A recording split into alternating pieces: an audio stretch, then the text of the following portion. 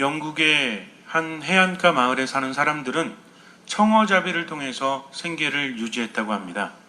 그런데 이 청어라는 것이 바닷가에서 잡으면 돌아올 때까지 다 죽어버린대요. 그래서 냉동을 시켜서 그 청어를 가져다가 팔았다고 합니다. 그런데 어느 날 한 사람이 죽지 않은, 그러니까 냉동되지 않은 청어를 팔고 있는 거예요. 그래서 어떻게 그렇게 청어를 죽지 않게 할 수 있는가 하면서 많은 사람들이 관심을 갖습니다. 그런데 문제는 여태까지 수십 년 동안 조상 대대로 청어잡이를 하고 그렇게 했지만 아무리 찾아봐도 어떤 사람도 청어를 살려서 왔다는 그런 기록은 남아있지 않았어요. 그 방법을 아는 사람도 없고. 그래서 수많은 사람들이 수군거리면서 저 사람은 뭔가 특별한 방법을 쓰는데 그것이 올바르지 않은 방법이다. 청어는 반드시 잡고 돌아오면 죽게 돼 있기 때문에 냉동으로만 팔 수 있다라는 주장을 하기 시작합니다. 그래서 혹자들은 그 사람이 바다에 잡는 것이 아니라 양식을 하는 거다. 그런데 청어 양식이라는 것이 결코 쉽지 않거든요. 양식할 돈으로 다른 걸 하지. 그렇게 많이 돈이 들기 때문에 그거는 말이 안 된다. 자, 그렇다면 저 사람은 도대체 어떤 걸 하는 걸까? 청어에게 이상한 걸 먹이기 때문에 이거를 음식으로 먹는 사람들은 문제가 생길 수 있다라는 말들을 퍼뜨리기 시작을 합니다. 그래서 사람들은 그 청어를 사려고 하지 않았어요. 그런데 먼 곳에서 와서 사람들이 청어를 사기 시작합니다. 주변에서 계속해서 냉동을 팔던 사람들이 보니까 자기들보다 가격을 더 많이 받거든요. 왜냐하면 냉동된 청어보다는 살아있는 청어가 더 비싸기 때문이죠. 그래서 몇 사람들이 그 사람에게 가서 방법을 배웠다고 합니다. 그런데 다른 사람들은 아무리 그렇게 하려고 해도 자꾸 듣질 않는 거예요. 그러니까 여태까지 전통을 무시하는 것에 대해서 굉장히 기분 나빠하면서 그것은 절대로 사람이 먹을 수 없다라는 그런 소문만 내고 있었습니다. 하지만 그렇게 시간을 오래 보내다 보니까 자신들이 손해보는 것을 깨닫게 되죠. 한 사람 두 사람 가서 배우게 됩니다. 그래서 이제 가장 고집을 부렸던 그 사람들이 가서 묻습니다. 좋습니다. 나도 당신에게 그걸 배우고자 왔습니다. 어떻게 하면 청어를 그렇게 살려올 수 있습니까? 그랬더니 거기에 메기 한 마리를 넣어놓는데요. 그러면은 아니 메기가 더 청어를 잡아먹을 텐데 말이 되냐고. 세상에 제대로 가르쳐주기 싫으면 싫다고 하지 말도 안 되는 그런 방식을 가르쳐주면 어떻게 하냐고 말을 합니다. 왜냐하면 청어를 메기가 다 잡아먹기 때문에 버틸 수가 없었던 거죠. 그런데 그래도 한번 해보라고 이 사람들이 와서 이제 고민을 합니다. 그럴듯하지는 않은데 또 그렇게 거짓말할 것 같지는 않고 그래서 해볼까 말까 망설였다고 합니다. 그러다 어느 날 그래 한번 뭐 손해볼 건 아니니까 한번 해보자 하면서 이제 시험 삼아서 그래봤대요. 그랬더니 청어들이 한 10% 정도는 잡아먹히고 나머지 90% 정도는 살아 있었다고 합니다.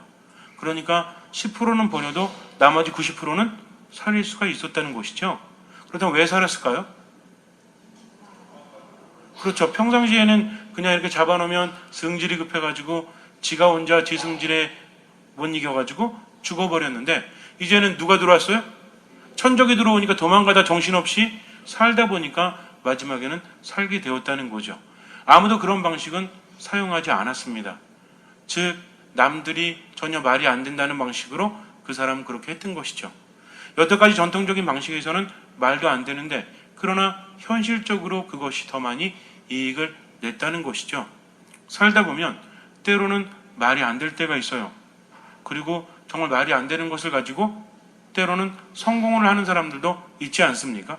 그때부터 그런 것들이 너무나 당연한 방식으로 되어 간다는 거죠. 예전에는 말이 안 됐지만 어떤 사람이 특별한 방식을 개발하게 되면 많은 사람들이 쓰게 되면 그것이 좋은 것으로 자리를 잡는 경우도 많이 있지 않습니까? 예전에 선전 중에 그런 선전이 있었죠. 수영복을 다 짧게 할 때 유일하게 길게 한 사람이 있었다고 하죠. 그런 선전 기억나십니까?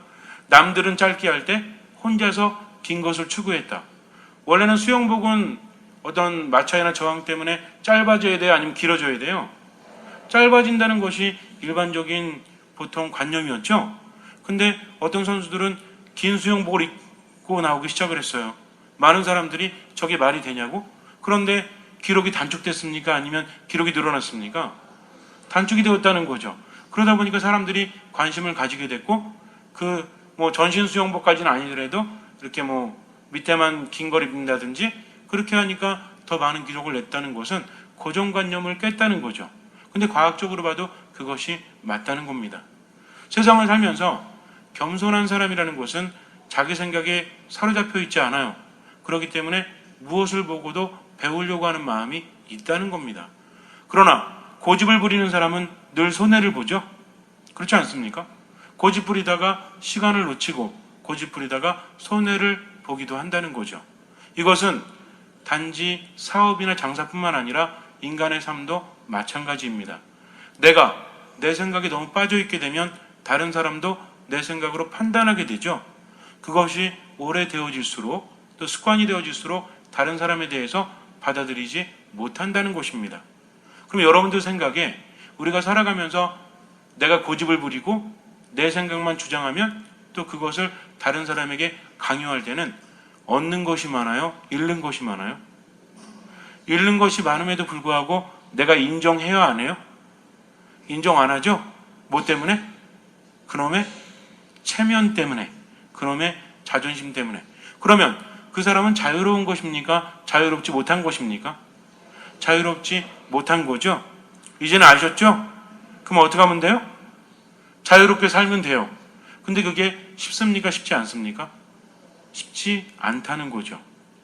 하지만 내가 지키려고 하는 것이 나에게 무엇을 주는지 깨닫기만 하면 쉽지 않아도 하게 됩니다. 하면 그것이 어렵지 않다는 것을 깨닫게 된다는 거죠. 자존심 지키기 위해서, 체면 지키기 위해서 스스로 고통을 당한다면 그 사람은 참으로 어리석은 사람이죠. 그렇기 때문에 우리가 특히 신앙 안에서는 내 자존심마저 버려야 됩니까? 아니면 지켜야 됩니까? 체면을 버려야 됩니까? 지켜야 됩니까? 자존심이나 체면이 너무나 강하게 되면 물론 살아가는 데 필요하기도 해요. 근데 쓸데없이 강하면 돼요, 안 돼요? 안 된다는 거죠. 그래서 우리가 신앙을 살아가기 위해서는 뭘 버려라? 두 글자로 된 뭘 버려라? 고집을 버려라. 고집에는 두 종류가 있다고 했죠? 하나는 뭐예요? 똥고집도 있긴 하지만 그래도 똥고집이라는 말 쓰긴 좀 그렇잖아요. 그래서 황소고집은 뭡니까? 남들에게 강요하면서 돌진하는 고집이 황소고집이에요. 그리고 이거 만만치 않은 고집이 있죠? 강요하진 않지만 자기가 안 바뀌는 고집이 뭐다? 이게 고래심줄이다. 그래서 이것들을 버리지 않으면 절대로 우리는 하느님 안에서 새롭게 태어날 수가 없습니다. 우리 삶의 원칙은 내 자신이 되면 안 돼요. 나는 신앙이기 때문에 누굴 따릅니까? 하느님을 따르고 그분의 말씀대로 살아간다는 거죠. 그래서 고집을 버리기 위해서 가장 중요한 것은 내 뜻이 아니라 하느님의 뜻대로, 이것을 늘 생각해야 돼요. 누가 그렇게 사셨죠? 아버지 이 잔을 제게서 거두어 주십시오. 그러나 제 뜻대로 마시고 아버지 뜻대로 하소서 라고 말씀하신 예수님처럼, 또 예수님을 가장 많이 닮으신 분이 누구였죠? 성모님이었죠. 원래 예수님이 성모님 아들인데, 그래서 아들이면 엄마 아빠를 닮아야 되는데 이상하게도 이 집안은 좀 달라요. 그래서 예수님이 아빠 엄마를 닮은 게 아니라 아빠 엄마가 아들을 닮았어. 그래서 요셉 성인도 성모님도 누굴 닮았어요? 예수님을 닮았다는 거죠. 예수님은 하느님이시기 때문이죠. 그래서 성모님도 판단하지 않고 모든 것을 마음속 깊이 간직하면서 뭐라고 응답합니까? 말이 안 되지만 이 몸은 주님의 종입니다. 말씀하신 대로 이루어지기를 바랍니다라고 겸손하게 자기 자신을 내려놓았던 것이죠. 사도 바울은 뭐라고 말씀하십니까? 사도 바울이 원래 그리스도교 신자들을 엄청나게 박해했던 사람이죠. 그래서 스테파노가 순교할 때 그의 옷을 들고 있지 않았습니까? 그러면서 어떻게 하면 그리스도교 신자들을 모두 잡아서 족칠 수 있을까? 그렇게 생각했던 사람인데 누굴 만나요? 다마스커스로 가는 길에 예수님을 만나죠? 그러면서 회개하지 않습니까? 그러면서 이제는 그리스도인들을 박해하는 사람이 아니라 그리스도의 말씀을 전 세계에 전파하는 그런 사도로서 살아갔죠. 사도 바울가 뭐라고 합니까? 이제는 내가 살아가는 것이 아니라 그리스도께서 내 안에 살아가신다 라고 말씀을 하십니다. 진짜 신자는요, 내 고집대로 살아가면 참된 신자라고 말할 수 없어요.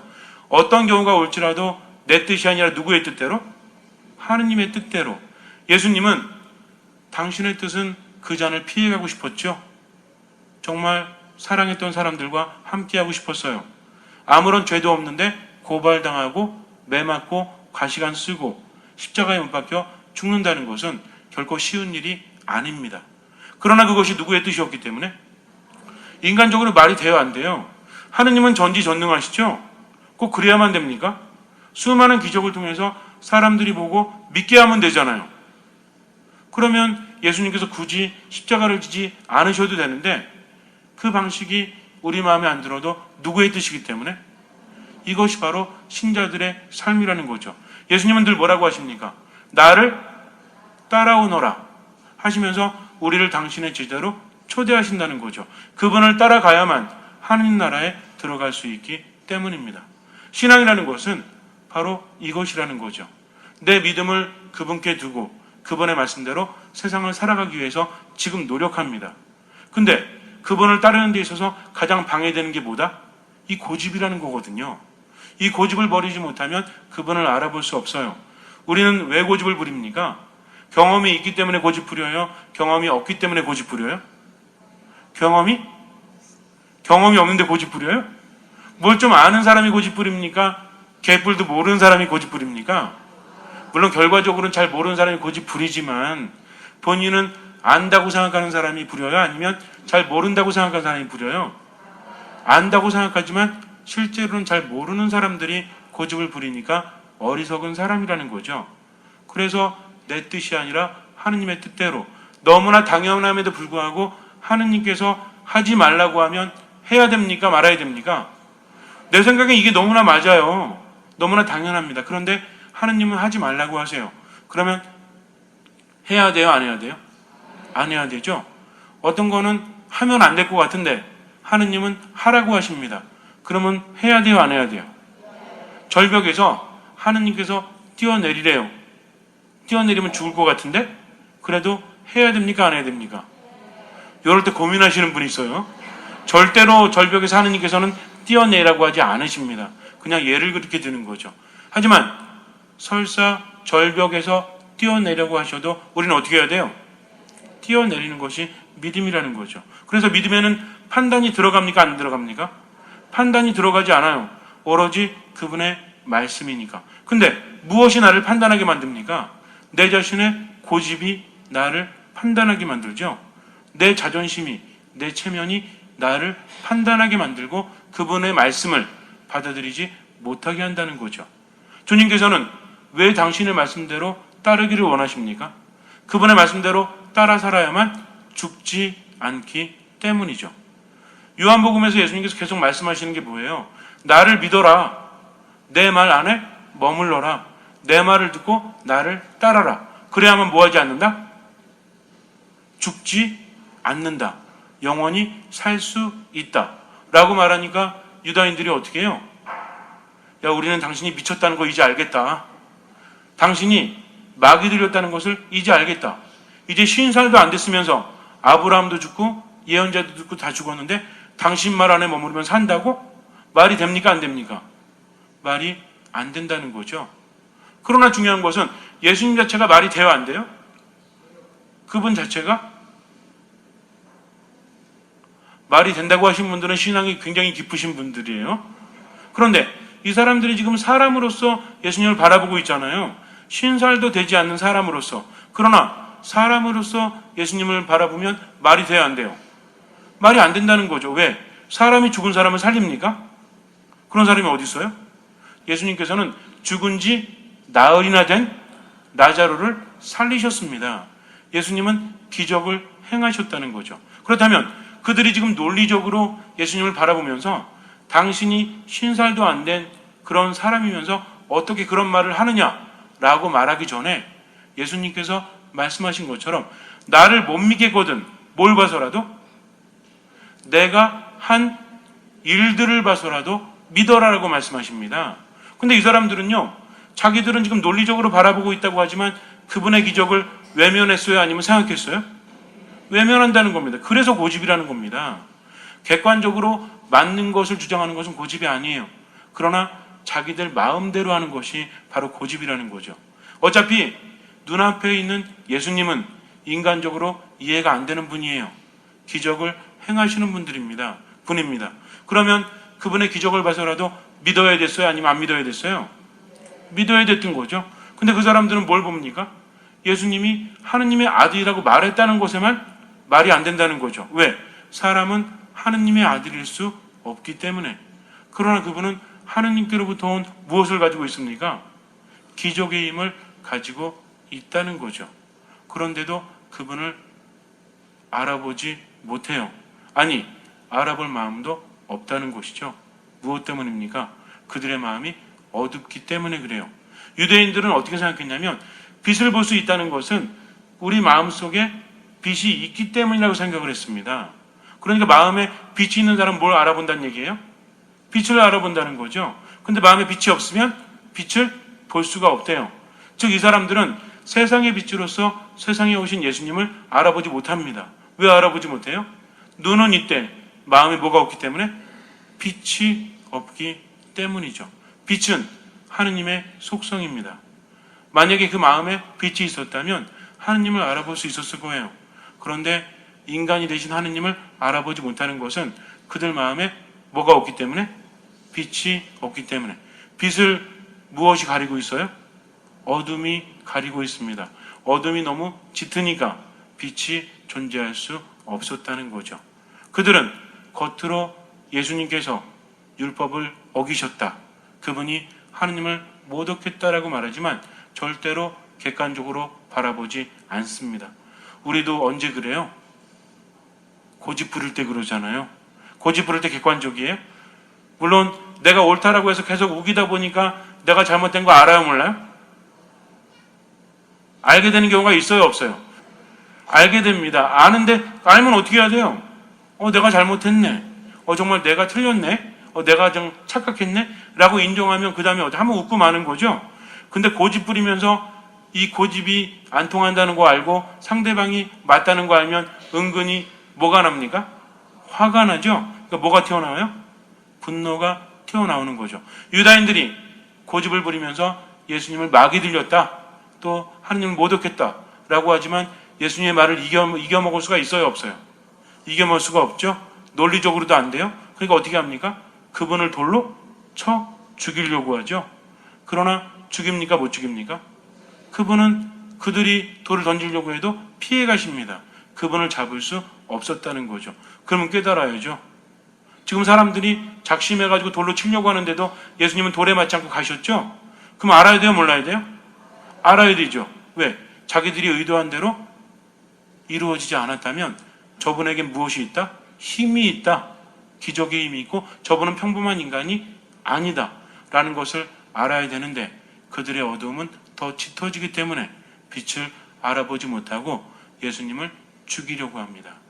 자, 그렇다면 우리가 이 복음 말씀 묵상하면서 신앙인으로서 우선은 하느님을 제대로 받아들이고 있는가? 우리가 살아가면서 그분이 내 안에 계시다는 것과 계시지 않다는 것에 대해서 체험하면서 살아가죠. 그러면서 여러분들 어디 기우십니까?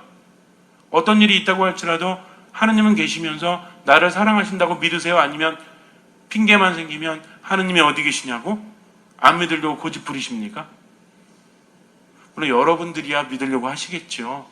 아니면 이 자리에 나와 있지도 않겠지만, 그러나 어쩌면 때로는 근거 없는 그런 논리로서 하느님을 의심하고 있는 것이 아닌가. 신앙이라는 것은 말씀을 듣고 미사 안에 머물면서 그분의 뜻을 받아들이려고 할 때 내 안에서 살아 움직이십니다. 그러나 하느님의 말씀이 아무리 내 안에 온다고 할지라도 받아들일 마음조차 없으면 나는 그분의 말씀이 내 안에서 싹 틔우게 할 수 없다는 거죠. 그래서 우리가 하느님을 따르고 그분 안에 머물기 위해서는 첫 번째, 고집을 버려야 돼요. 무조건 주님께 신뢰를 두어야 합니다. 왜냐하면 그분 우리를 위해서 모든 것을 내어주셨기 때문에. 두 번째는 무엇입니까? 예수님의 계명을 지키기 위해서도 고집을 버려야 돼요. 그분이 우리에게 하신 말씀이 되게 많죠. 그러나 그것을 요약하면 무엇입니까? 너희는 서로 사랑하여라. 내가 누군가를 사랑할 때 가장 방해되는 것은 무엇입니까? 내가 어떤 사람을 정말 사랑할 때 가족이든 또 다른 사람이든 사랑하려고 하면 뭐가 가장 방해가 돼요? 내 판단이 방해되잖아요. 야, 어떻게 저런 사람 사랑할 수 있지? 난 저 사람 꼴 보기도 싫은데 하면서 판단하는 것은 내 자신이죠. 그러니까 그분의 계명은 지켜야 되는데 지키기 위해서는 먼저 해야 될 것이 무엇입니까? 내 자신의 무엇을 버리는 것? 고집을 버리는 것, 선입견을 버리는 것, 판단을 버리는 것입니다. 이거 안 버리면요 맨날 뭐만 해요? 자, 제가 문제 한번 내볼게요. 만나가지고 야 있잖아 그 옆집에 베드로 형제 있지? 아유 그냥 성당에 나오는데 말이지 이렇게 하면서 맨날 누구 욕만 해요? 이 사람 안에 지금 뭐가 있어요? 지금 뭐가 있어요? 이 사람이 지금 남 욕하고 있죠? 아 무슨 실리아 자매하고 마리아 자매하고 아 맨날 성당에서 막 이러면서 우리가 누군가에 대해서 나 안 좋은 이야기라면 안 좋은 이야기 하는 사람은 지금 뭘 가지고 있습니까? 뭘 하고 있는 거예요? 그 사람에 대한 판단을 하고 있는 거잖아요. 그리고 내가 스스로 그렇다라고 맞다라고 뭘 부리고 있는 겁니까? 고집을 부리고 있는 거잖아요. 그리고 실제로 그 사람이 뭘 잘못했는지 객관적으로 알아봤습니까? 그렇지 않았다는 거죠. 그러니까 결국에는 내가 주님의 뜻대로 뭐 하지 못해요? 고집이 있고 판단이 있으니까 뭐 하지 못합니까? 사랑하지 못하는 거잖아요. 설마 사랑하는데 뒤에서 욕하세요? 아, 나는 너무 사랑하면 뒤에서 욕해야 돼. 이런 사람은 없어요. 그러니까 하나님을 믿는데도 그분의 계명을 실천하는데도 뭘 버려야 된다? 판단과 고집을 버려야 된다. 그래서 예수님께서 뭐라고 하십니까? 나를 따르려는 사람은 자신의 십자가를 지고 나를 따라야 되는데 그 전에 먼저 선행되어야 할 것이 무엇입니까? 자기 자신을 버리고. 십자가가 왜 힘든지 아세요? 내 자신을 버리지 않기 때문입니다. 십자가가 무거운 게 아니라 내가 무거운 거예요. 그러니 내 자신을 버리면 십자가는 당연히 가벼워질 수밖에 없다는 것입니다. 잠시 눈을 감으세요. 우리는 힘들다 말합니다.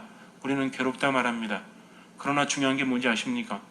내가 정말 힘든 것은 나 때문에 그래요.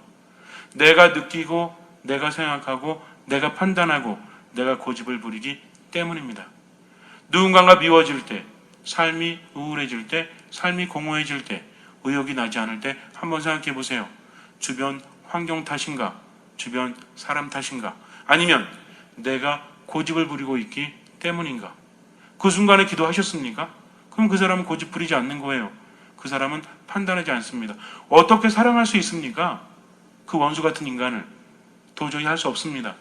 라고 말하는 순간에 기도하십니까? 그럼 그 사람은 고집을 버린 거죠. 근데 고집 부리고 판단하는 사람은 절대로 기도하지 않습니다. 절대로 말씀 안에 진정으로 머물지 않아요. 미사에 겸손하게 참여하지 않습니다. 바꾸어 말한다면 진심으로 기도하고 말씀을 묵상하고 자꾸만 들으려고 하는 사람, 그리고 미사에 온전히 머무는 사람은 절대로 판단하지 못합니다. 왜냐하면 나도 하느님께 판단받기 때문이죠. 고집을 부리지 않습니다. 왜? 내 뜻이 아니라 하느님의 뜻대로 살아가려고 하니까. 그러니까 앞으로는 고집 부리지 말겠다. 앞으로는 판단하지 말겠다. 이거보다는 미사와 기도와 말씀 가운데서 어떤 일이 있어도 내 뜻이 아니라 하느님의 뜻대로 저는 기도하겠습니다. 라는 마음으로 살아가십시오. 주님께서는 그 믿음을 보시고 우리 삶에 놀라운 기적을 일으켜 주실 것입니다. 아멘.